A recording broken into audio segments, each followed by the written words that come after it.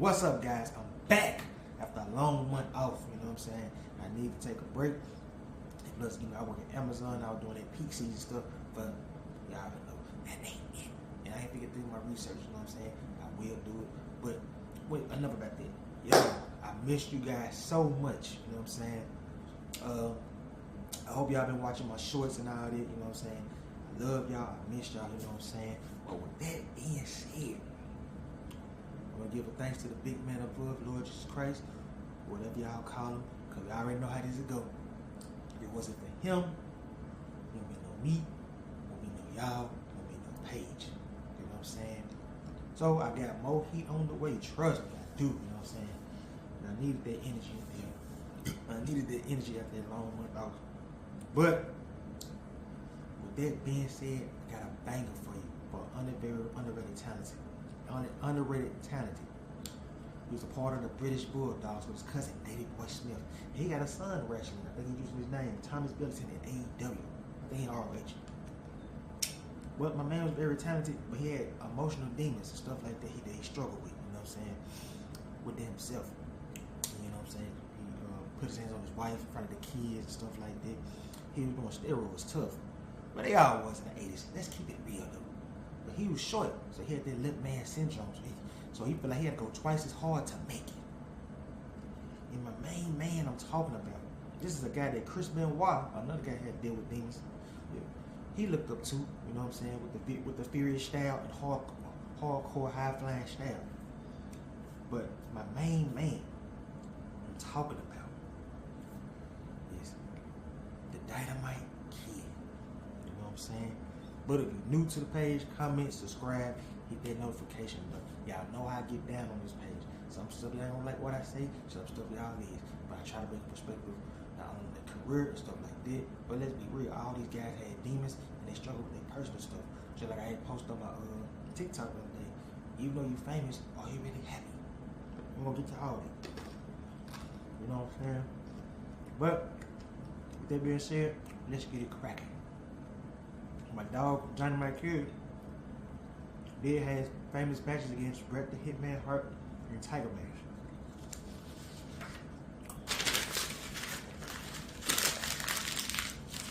So let's talk about his early career, 1975 to 1984. Billington was trained by a former wrestler Dr. Death, Ted Belly. After meeting his father, the workplace introduced it to him. He trained with Billy for 3 years, starting at 13. Attended the rally gym known as the Snake Pit, where he learned freestyle wrestling. Dynamite Kid made his debut in 1975 for Max Crabtree. Kid's first match film was filmed for TV tape, for tape 30, June 30th, 1976, in Lincoln, and transmitted October 30th, by which the time another match against Peter Murder had been filmed and screened. They saw him lose by a technical knockout to the veteran strongman Alan Descension.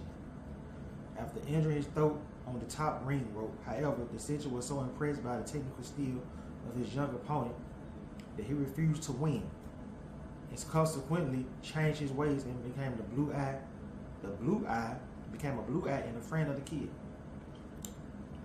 During his days in during his early days, he won the British lightweight title on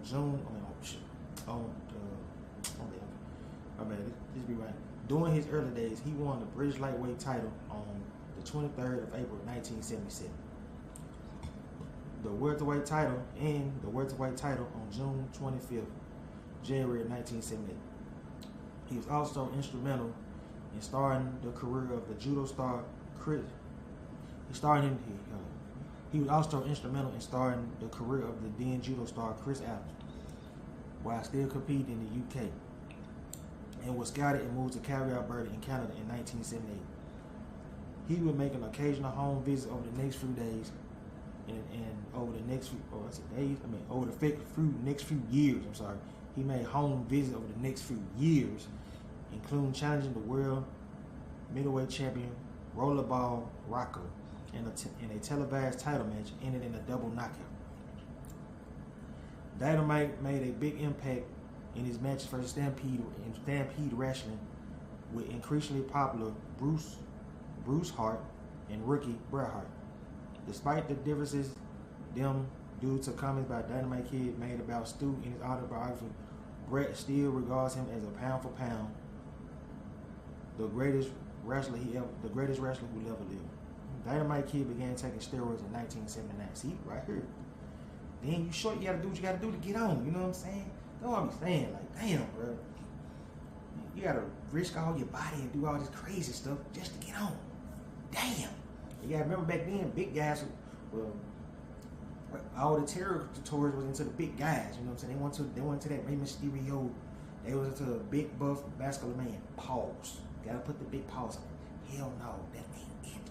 But you get my point. So he started taking steroids in 1979 when Big Daddy Riddler, aka the Junkyard Dog, introduced Billington to anabolic steroids. So was Junkyard Dog on steroids? I knew my boy was on that booger shit, but I didn't know he was into that steroids. Damn. The things you gotta do to pay the bills. That ain't it. See, we love the camera. See, it's crazy. Like, we love the glitz and glamours on camera, but you don't know what these guys go through behind the scenes just to please us. So, you know, I feel ashamed about watching wrestling sometimes. I'm like, man, they gotta take all these drugs, workout, powder. Damn. I don't know about that. But I know back in the day, especially ECW, all that, you know what I mean? It's crazy. But Junkyard Dog introduced him to steroids. Also, Billington was also introduced to speed during his stay in Canada by Jake Roberts. Damn. I don't even know what speed is. Y'all let me know in the comments. After doing big business in Canada, Dynamite was booked on his first tour to Japan, working for International Wrestling Enterprises from the 19th to the 25th of July 1979. Stu Hart and Stampede Wrestling switched their brand relationship from IWE to New Japan Wrestling shortly after Dynamite's first tour. He wrestled for New Japan from 4th of January 1980 to August 2nd, 1984. Perhaps the most memorable matches that came out of Dynamite run in New Japan were from his now legendary feud against Tiger Man. Tiger Man's debut was against Dynamite, in which Tiger Man shocked the wrestling world by gaining the victory over Dynamite. The two will compete against one another in several matches, several more times, in a feud that is often credited as putting the junior heavyweight wrestling on the map. Basically, cruiserweight division, to be honest with you. But as well setting the standard for future generations, both NWA and WWF junior heavyweight titles were vacated after Tiger Mask was injured by Dynamite Kid in a tag match on April 1st, 1983. Dynamite, this dude, I ain't gonna pronounce his name, mess it up like that, competed for the vacant titles, but no winner was decided. On the 21st of April 1983, Dynamite and Tiger Mask met for the vacant WWF Junior Heavyweight Championship, but no winner was decided after the match ended up in a draw 3 consecutive times. So they had 3 matches. They went to the next level. Alright, cool. In 1983, he made his debut to the United States working for Pacific North Wrestling, where he feuded with Kurt Angle, aka Mr. Perfect. And eventually, he won the NWA Pacific Northwest heavyweight title from Hennig on September 7th. A month later, he dropped the title from Billy Jack Haynes.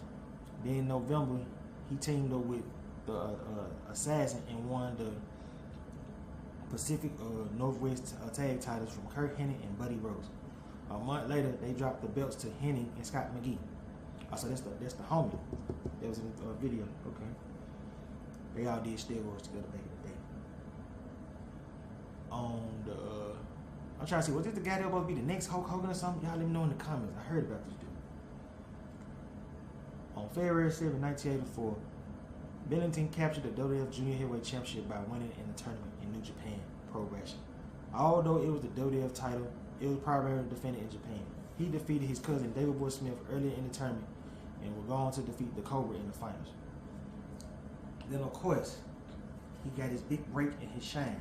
So that's when the drug habits really had to kick in. Cause Vince them on the road all the time. So they were partying, doing drugs, getting high, just to get back.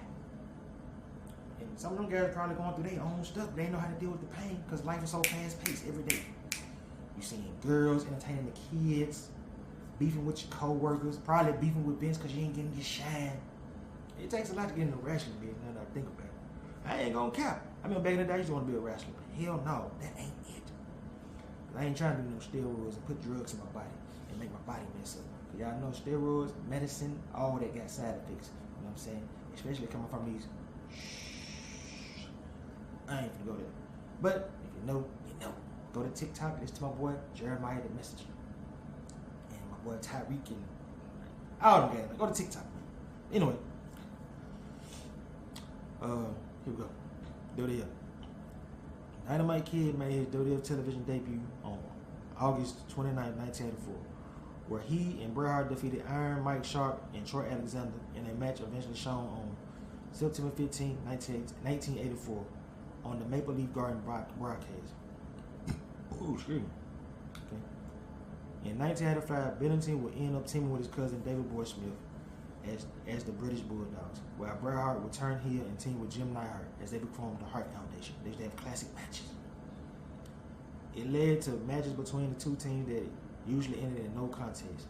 But on April 7, 1986, accompanied by Captain Lou Albino and Ozzy Osbourne, the British Bulldogs won the WWF Tag Team Championship from Greg Valentine and Brutus Beefcake. I think they was called Rhythm and Blues. I'm not sure. Y'all let me know in the comments at WrestleMania 2. But see right here, I saw this on Dark Side of the Ring. They said he got injured. They had to drop the belts. He rushed back. And I feel like that was the beginning, the end of his career. We'll get to all that though. So Dynamite Kid would suffer a serious injury in a tag team match that took place in 1986 in Hamilton, Ontario, Canada, against Don Morocco and Bob Orton Jr. Several wrestlers, including Roddy Piper and Junkyard Dog and Billy Jack Haynes, were substitute for him when the tag team titles was when the tag title defenses were made, while recovering in the hospital from the back surgery. Bennington would later recount that Bret Hart showed up and stated that Vince McMahon had sent him to get Dynamite tag belt, and Dynamite Kid refused to let go of the belt. Shortly after checking himself out of the hospital, this is when he rushed back. See, shortly after checking himself out of the hospital against doctor's orders, Dynamite Kid met with Vince, who requested that the Bulldogs drop the title to the team of the Iron Sheik and Nicola Volkoff. But Bennington refused, saying that he will only drop the belts to the Hart Foundation. Okay. McMahon, at a TV taping on January 26, 1987, the British Bulldogs wrestled a match to drop the titles to the Hart Foundation. This one, Dynamite Kid got knocked out the match early. It was over with. He got knocked out real quick. That wasn't it. This is when he rushed back. The match will air on February 7th edition of WWF Superstars of Wrestling. The match itself was an odd sight, and Dynamite Kid could barely walk due to back surgery. Dynamite was knocked out by Jimmy Hart with a megaphone early in the match, avoiding not to be a top-tier team anymore. While they would not become straight jobbers, they will mostly wrestle to double disqualification, double count-out, time limit draws against the top teams in WWF.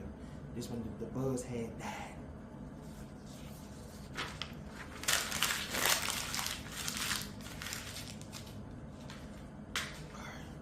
So, Bennington was known for being a tough guy and for his stiffness as a worker.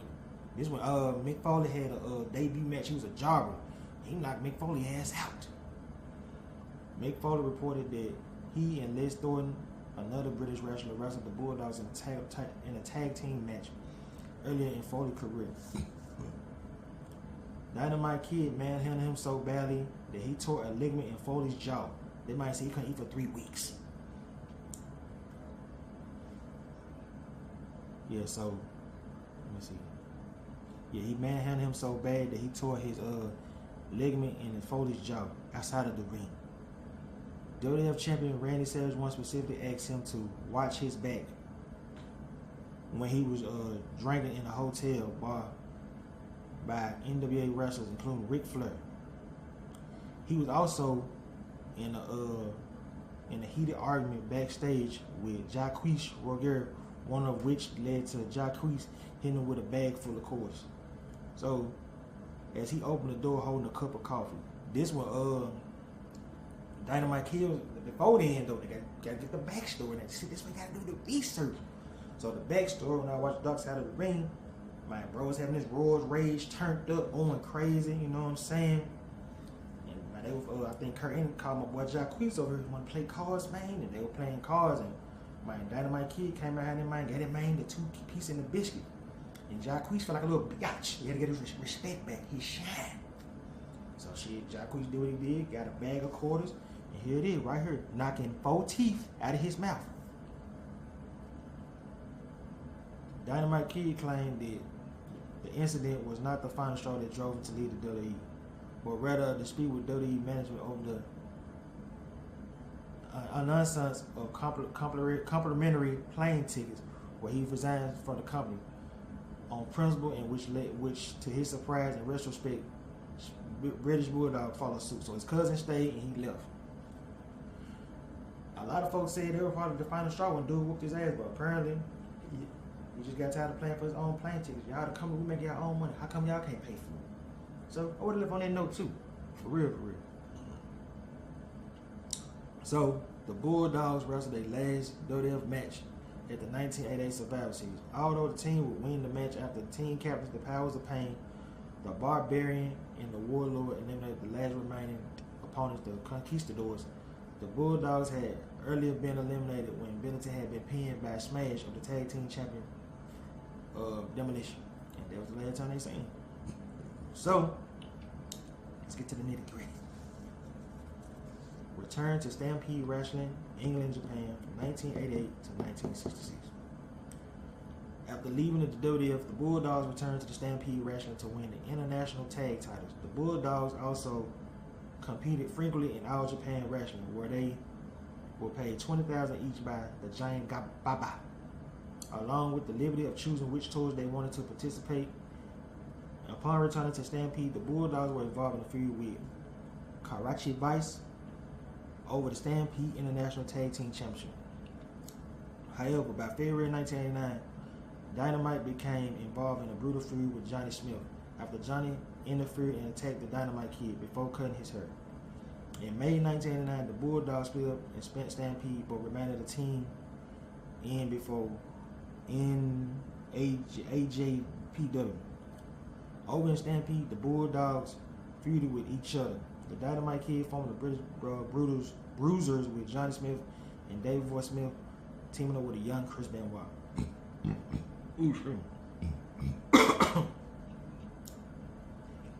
But in 1990, David Boy Smith abruptly withdrew from the Bulldogs from AJPW's annual World's Strongest Determination League by returning to the WWF.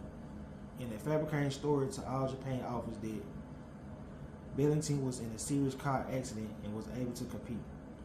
Back home in the UK from 1991 onward, he would regularly appear for local promotions All-Star Wrestling and O.G. Williams, BWF, where due to his WWF success, he was a headline attraction.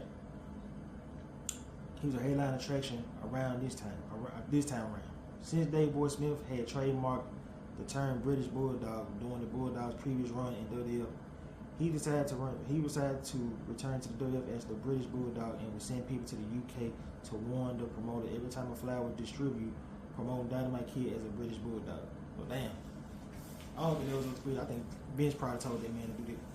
But anyway, Johnny Smith would end up taking David Boy Smith's spot in the World's Strongest Determination League. The duo known as the British Bruisers continued to compete in All Japan Pro Wrestling. The duo managed to capture the All Asia Tag Team Championship, but the partnership was short-lived. The years of steroids, see, this when his body started, this is what I'm saying, this when the devil be dancing right here. This when the devil be dancing, man. I give you the contract, you know what I'm saying, you going all through this blood work, then your body betrayed. Hell, I'm barely taking care of my body, so I know. You know what I'm saying? You gotta do it the right way, natural. Eat fruits, eat herbs, something. But taking the juice, that ain't gonna work. There's only so much the juice can do. Y'all seen what happened to Jimmy Fly Snugger? When he got caught with the juice, he was buff as woo! Then look at him now. Well, before he died. Body frail, doing independent shows. See, when the devil done what you done with you. Hate to say it like that, but you gotta keep it real now. That way you gotta maintain good shape, you gotta do all this. You gotta constantly do things to rise to the top. I'm gonna leave that right there. Anyway. But, like I said, where was it? Okay, they won. So yeah. Oh yeah, you're right. So the years of steroids abuse, including an incident which used horse steroids. Horse steroids? That's like Ray Lewis using a deer animal. God damn, nigga. Get in the gym. I'm sorry.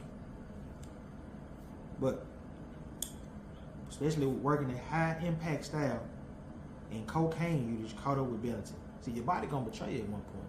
And when you can't produce for the devil, come on in or we gonna peace out. He Sunday announced his retirement on December 6, 1991. Immediately after the Bruisers defeated Johnny Ace and Sonny Beach at Nippon in Tokyo. But he returned to Japan as a special guest with Lord James Blair on February 28, 1993. Claimed that he was going to send his 17-year-old brother All Japan to he gonna send his 17-year-old brother to All Japan Dojo. But it was not realized he returned again for a tag match with Johnny Smith on July 28, 1993, and was planning to promote an All Japan show in his country in 1994. But it was not realized either. So in January 1994,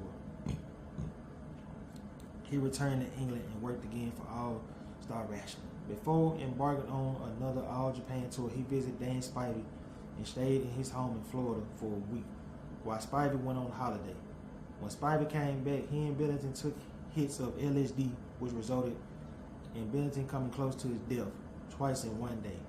But he was revived with an adrenaline shot by paramedics both times. Damn, that cocaine, boy. Woo! When you ain't got God on your side, the real one. Not the one they promise you, not the one disguised in the light. Not this nigga. You lose. So though I said the other day, is it worth being famous? Is it worth being rich? I mean, I want to be successful, don't get me wrong. Let's get that straight. I want to be successful. But I don't want to go to extreme limits just to make money. You feel me? But look what it do with you. Especially if you ain't going to God, you ain't going to Jesus. You already lost. I think his hands off some people at times, you know what I'm saying? So, you gotta think about that. But, where was he? Okay. Yeah, okay. His final wrestling match took place on October 10, 1996 at the Michinoku Pro event called These Days.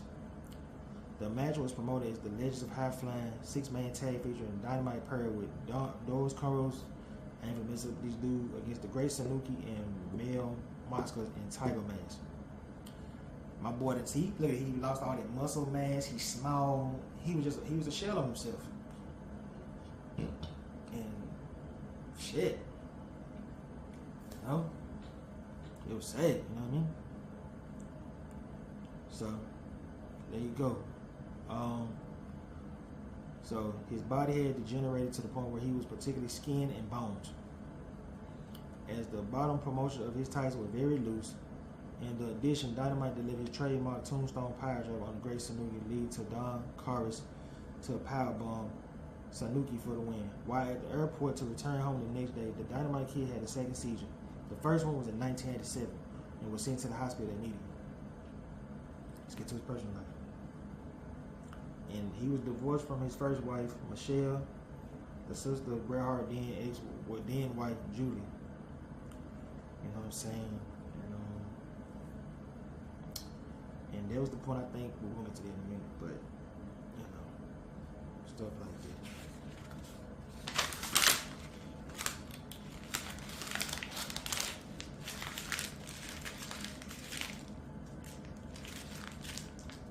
But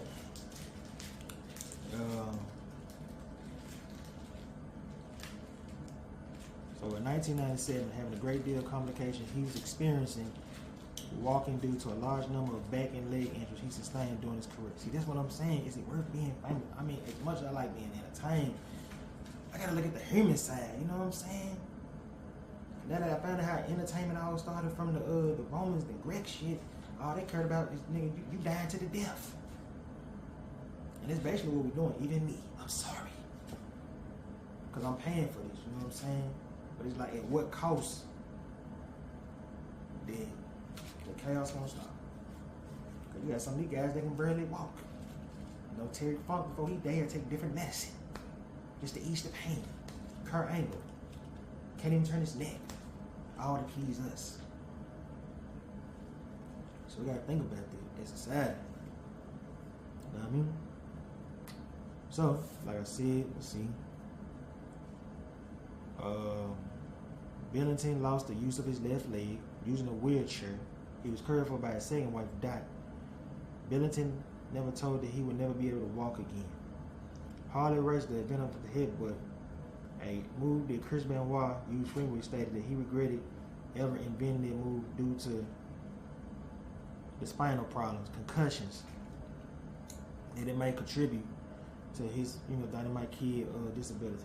In addition to his paralysis, Billington also had heart problems. In November 2013, he reportedly had a stroke. Damn, nigga. All the steroids, when you mix all them drugs, it's already bad enough. You got bad eating, fat candy, burgers, ribs, teeth dirty. But then when you mix the drugs with all the other problems, it's gonna cause problems. So that's why they say when we get older, we gotta take care of ourselves in our 30s, man. Because your body gonna melt down the older you get. You know what I'm saying?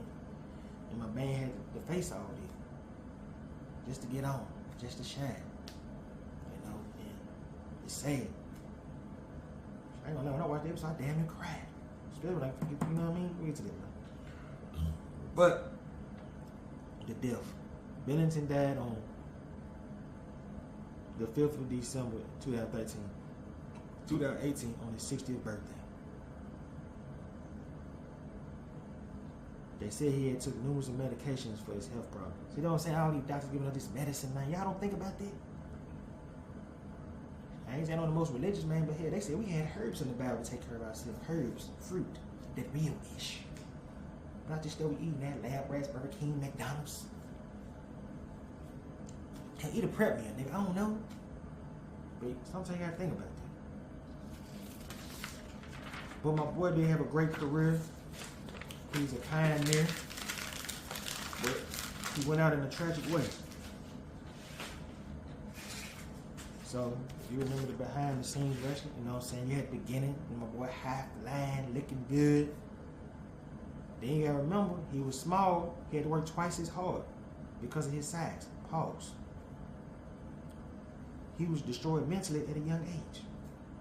Then he had to deal with injuries and stuff like that. And of course, he did the steroids. You know what I'm saying? And they said my boy had an attitude problem. So he was a threat not only to himself, but the people around him. He abused his wife. He did make an impact on the business. And then when they first met him and his first wife, it was love at first sight. Then he did love his kids. Then once he signed to the WWF, the steroids really kicked up. Back in the 80s, they was wilding with the steroids. And of course, him and the British Bulldogs started to make their mark. They selling out arenas. Then, like I said, they won the tag team titles. But then at one point, his body betrayed him. The devil gave you the world, now the devil came to collect. And right here, when he had the little back edge laying on the floor, is when the devil came in to collect his soul and torture him. You know what I'm saying? So after a match at SummerSlam, he slapped the brother Jacquees. And of course, Jacquees got it back in blood. Then his wife was getting tired of his asshole ways and stuff like that. She said enough's enough. And she tried to. Then he had abused her in front of the kids. And that's when he went into the closet and put a shotgun. And the sad part is, they said that was the last time he saw his kids because he went back home to get his mind right. I guess he just wanted to be alone. He feel like nobody cared about him. But if you just want to went to God, the real one, because the devil ain't gonna care about you. He already got what he got. Come home. I'm your daddy, not him. When the Lord really get daddy, but it was too late. And I know their mama had explained to him the accident. One of his daughters was mad at him for a long time. She ain't never seen him before she died, from what I recall from the episode. But then when the shotgun incident happened, that when she went to her sister's house and Brad's house, and she just said enough was enough. So I ask again, y'all, is it worth being famous? You want successful, make money, of course. But money ain't always the answer. This is a rented life. My outfit rented, my hat rented. So we gotta get our spirit right, get right. You know what I mean? But I just want to say, man, with that being said, I'm back. I miss y'all. Have a blessed one. I love y'all.